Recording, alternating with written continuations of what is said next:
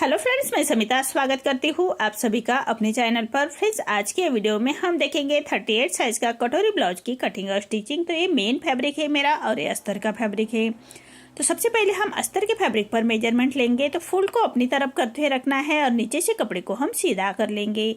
अब तैयार ब्लाउज की लेंथ मेरी 14 इंच है, तो मैंने 1 इंच बढ़ा कर ली है। आपकी जो भी लेंथ आएगी उससे 1 इंच बढ़ा कर ही लीजिएगा। ये डीप नेक ब्लाउज है हमारा। तो शोल्डर लिया है मैंने 5 इंच, आर्म होल लिया है मैंने 6 इंच। स्क्रीन पर दिए हुए मेजरमेंट के अनुसार मैं ये बैक पार्ट की कटिंग कर रही हूँ। आप चाहे तो अपना मेजरमेंट ले सकते हैं। अब चेस्ट हमारा 38 आ रहा है, तो उसका फोर्थ पार्ट आएगा 9.5 इंच और 1.5 इंच मार्जिन का। ये डीप नेक ब्लाउज है, तो ऐसे हाफ इंच बाहर की तरफ लेते हुए तिरछी लाइन ड्रॉ कर लेंगे और 1 इंच पर हमें आर्म होल की गोलाई दे देनी है हल्के हाथों से। अब आर्म होल की तरफ से हाफ इंच डाउन कर लेना है। ऐसे हाफ इंच डाउन कर लेंगे और ऐसी लाइन ड्रॉ कर लेंगे। अब हमें कमर का मेजरमेंट लेना है। कमर हमारा 32 आ रहा है, तो उसका फोर्थ पार्ट आएगा 8 इंच और 1 इंच बैक पार्ट की प्लेट्स का और 1.5 इंच मार्जिन का। आप चाहे तो मार्जिन 2 इंच तक रख सकते हैं। देखिए, इसी तरह से हमारी बैक पार्ट की मार्किंग कंप्लीट हो चुकी है। अब जैसे मार्किंग की है उसी के अकॉर्डिंग हमें बैक पार्ट को कट करना है और फ्रंट पार्ट निकालेंगे। फ्रंट पार्ट हम पेपर पर निकालेंगे। अगर आपका फैब्रिक 1 मीटर का हो तो आप डायरेक्ट फैब्रिक पर निकाल सकते हैं। ज़्यादातर फैब्रिक 80 सेंटीमीटर आता है, इसलिए मैंने कटोरी ब्लाउज की मैं कटिंग हमेशा पेपर पर ही करती हूँ।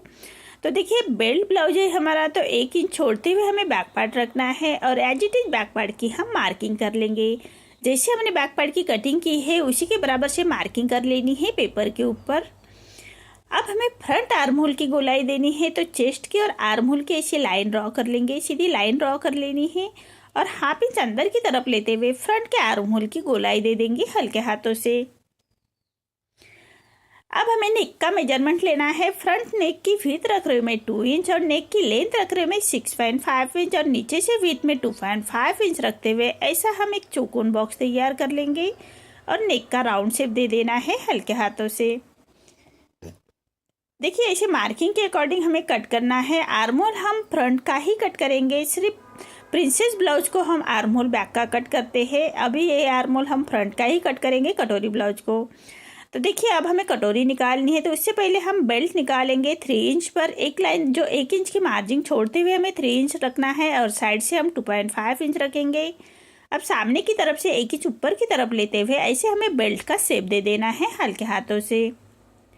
अब 38 हमारा चेस्ट है, तो उसी के हिसाब से कटोरी आएगी मेरे 5.5 इंच, सेंटर से 5.5 इंच, आर्म होल की तरफ से 2.5 इंच और नेक की तरफ से 5 इंच डाउन करते हुए ऐसे हमें छोटी कटोरी का शेप दे देना है। ये हमारी छोटी कटोरी निकल के आ रही है। अब कटोरी कैसे बढ़ाते हैं ये भी हमें पेपर पर ही देखना है।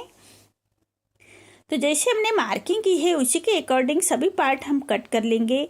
कटोरी है हमारी, कटोरी को भी कट करना है और साइड से कटोरी को हम थोड़ा छाट लेंगे। देखिए, हाफ इंच ऊपर की तरफ करते हुए ऐसे छाट लेना है। उसके बाद हम कटोरी को बढ़ाएंगे। तो देखिए, ये छोटी कटोरी ली है मैंने। अब पेपर लेते हैं और एज इट इज जो छोटी कटोरी निकल के आ रही है उसकी मार्किंग कर लेनी है पेपर के ऊपर। देखिए, इसी तरह से एज इट इज ड्रॉ कर लेना है। अब दोनों साइड से 1 इंच तक आप बढ़ा सकते हैं। अगर आपका चेस्ट साइज ज़्यादा हो तो आप 1.5 इंच तक बढ़ा सकते हैं। अब इसका सेंटर निकालेंगे और सेंटर से 1.5 इंच नीचे की तरफ लेते हुए ऐसी हमें तिरछी लाइन ड्रॉ कर लेनी है। अब सामने की तरफ से हाई हुक के लिए हमें हाफ इंच बढ़ा लेना है और साइड से सिलाई मार्जिन के लिए हाफ इंच बढ़ाएंगे और ऐसे कटोरी का शेप दे देंगे। अब जैसे मार्किंग की है उसी के अकॉर्डिंग कट करना है। इसी तरह से आप सभी साइज की कटोरी बढ़ा सकते हैं।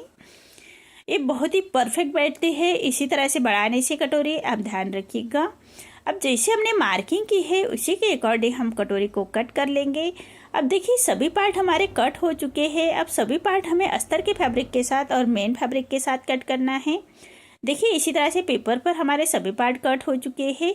अब सभी पार्ट हमें मेन फैब्रिक और अस्तर के फैब्रिक के साथ अटैच करना है। तो मेन फैब्रिक कट करते वक्त हाफ इंच बढ़ाकर ही कट कर लीजिएगा। देखिए, सभी पार्ट मेरे मेन फैब्रिक और अस्तर के फैब्रिक के साथ कट कर लिए हैं। बैक पार्ट मैं नेक्स्ट वीडियो में लेके आऊँगी डिजाइन के साथ। अभी ये वीडियो में हम फ्रंट पार्ट ही देखेंगे।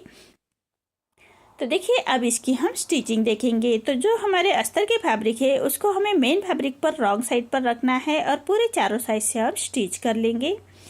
देखिए, कटोरी का पार्ट हमें मेन फैब्रिक पर रॉन्ग साइड पर रखना है और बराबर से उसकी जैसे हमने कटिंग की है उसी के बराबर से स्टिच कर लेनी है।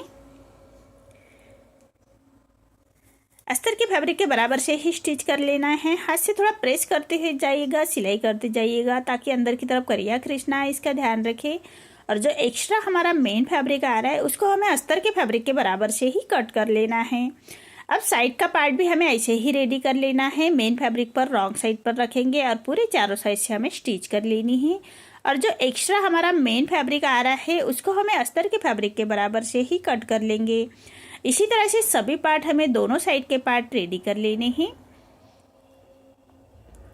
देखिए इसी तरह से दोनों साइड के पार्ट रेडी कर लेंगे। अब हम बेल्ट रेडी करना है, तो बेल्ट हम मेन फैब्रिक पर राइट साइड पर रखेंगे और जो हमने 1 इंच छोड़ा था उसी मार्जिन को कवर करते हुए हमें बेल्ट अटैच कर लेना है। 1/2 इंच का मार्जिन कवर करते हुए बेल्ट को स्टिच कर लेंगे और छोटे कट्स लगा लेने हैं। अब अस्तर का फैब्रिक पलटाते हुए उसके ऊपर से हम एक स्टिच कर लेंगे।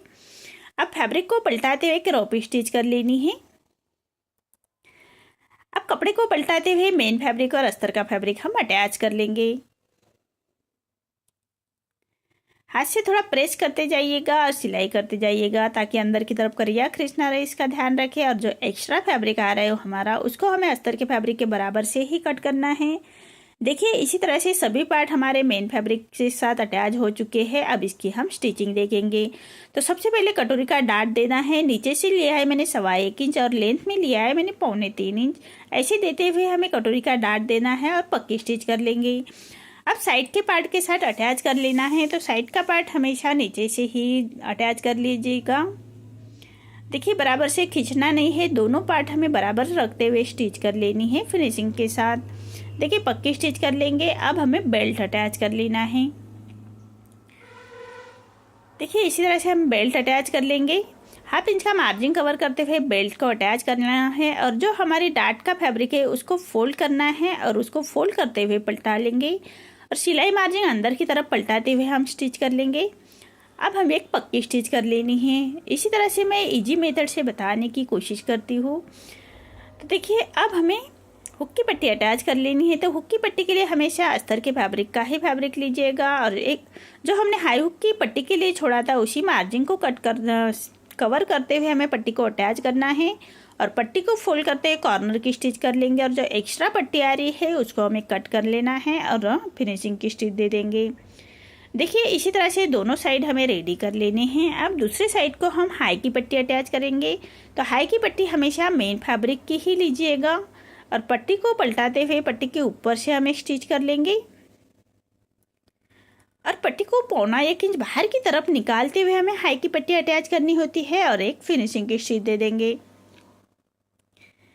देखिए इसी तरह से पक्की स्टिच कर लेनी है और स्टिच को लॉक कर लेंगे। अब गले की तरफ से 1 इंच एक पैर का मार्जिन रखते एक स्टिच और कर लेंगे। देखिए इसी तरह से दोनों पार्ट हमारे रेडी हो चुके हैं। अब नेक रेडी करने से पहले हाई हुक की पट्टी हम चेक कर लेंगे, उसके बाद हम नेक रेडी करेंगे। तो ये मैंने तिरछे में अस्तर के फैब्रिक की पट्टी ली है और एक पैर का मार्जिन रखते हुए पूरे नेक के ऊपर हम स्टिच कर लेंगे और साइड से हम पट्टी को फोल्ड करते हुए स्टिच को लॉक करना है और पूरे नेक को हम ऐसे छोटे कट्स लगाएंगे, सिलाई ना कटे उसका ध्यान रखें। अब पट्टी को पलटाते हुए पट्टी के ऊपर से हम स्टिच कर लेंगे और पट्टी को फोल्ड करते हुए कॉर्नर की स्टिच कर लेनी है। देखिए इसी तरह से पट्टी को फोल्ड करते हुए कॉर्नर की स्टिच कर लेंगे और जो एक्स्ट्रा फैब्रिक आ रहा है उसको हमें कट कर लेना है और पूरे पट्टी को फोल्ड करते हुए क्रॉप स्टिच कर लेंगे। बाद में हम ये रफ स्टिच निकाल लेंगे और सुई धागे से उसको स्टिच कर लेंगे। देखिए इसी तरह से मेरे दोनों पार्ट रेडी हो चुके हैं। आपको मेरा ये वीडियो कैसा लगा प्लीज़ कमेंट में बताइए। अगर आप चैनल पर पहली बार आए हैं तो लाइक शेयर ज़रूर करें और चैनल को सब्सक्राइब ज़रूर करें। धन्यवाद।